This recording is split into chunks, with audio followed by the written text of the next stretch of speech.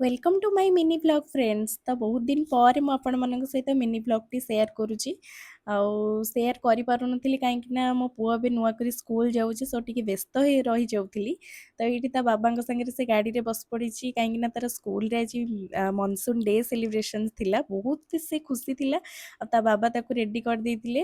ବହୁତ ଏକ୍ସାଇଟମେଣ୍ଟର ସହିତ ସେ ରେଡ଼ି ହେଇଯାଇଛି ଆଉ ମୁଁ ବି ତାର ଟିଫିନ୍ ରେଡ଼ି କରିକି ଆମେ ସମସ୍ତେ ପହଞ୍ଚି ଯାଇଛୁ ତାକୁ ଛାଡ଼ିବା ପାଇଁ ସ୍କୁଲରେ। ତ ଦେଖନ୍ତୁ ପିଲାମାନେ ସମସ୍ତେ କେତେ ଖୁସି ଅଛନ୍ତି ଆଉ କେତେ ସାରା ହ୍ୟାଣ୍ଡକ୍ରାଫ୍ଟସ୍ କରିକି ଆଣିଛନ୍ତି। ଦେଖିକି ମୋତେ ତ ଏତେ ଖୁସି ଲାଗୁଥାଏ।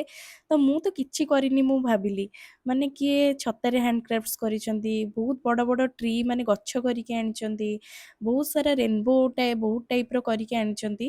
ତ ସେମାନଙ୍କ ପ୍ୟାରେଣ୍ଟସ୍ ଆଉ ଖାସ୍ କରି ମାଆମାନଙ୍କୁ ହ୍ୟାଟ୍ସ ଅଫ୍ ଆଣ୍ଡ ଟିଚର୍ମାନଙ୍କୁ ବି ଧନ୍ୟବାଦ ଦେବାକୁ ଭୁଲିବିନି।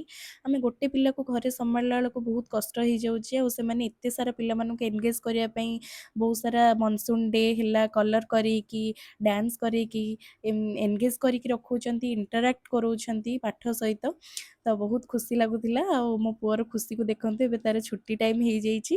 ତ ଆସୁ ଆସୁ ସେ ତାର ଛତା ମାନେ ଅମ୍ବ୍ରେଲାକୁ ଖୋଜି ପକେଇଲା, ମାମା ମୋ ଛତା ଅମ୍ବ୍ରେଲା କୁଆଡ଼େ ଗଲା। ତ ଧରିକି ସେ ଦୌଡ଼ିଛି।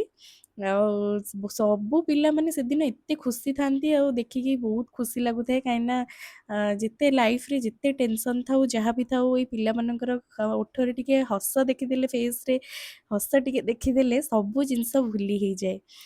ତ ତାକୁ ଆମେ ଘରକୁ ବି ନେଇକି ପଳେଇ ଆସିଥିଲି। ତ ତାର କିଛିଟା ଫଟୋ ସେୟାର କରିଦେଇଛି। ଆଜିର ମିନି ବ୍ଲଗ୍ଟି କେମିତି ଲାଗିଲା କମେଣ୍ଟରେ ଜଣାଇବାକୁ ଜମା ବି ଭୁଲିବେନି। ରହିଲି ସାଙ୍ଗମାନେ, ଜୟ ଜଗନ୍ନାଥ।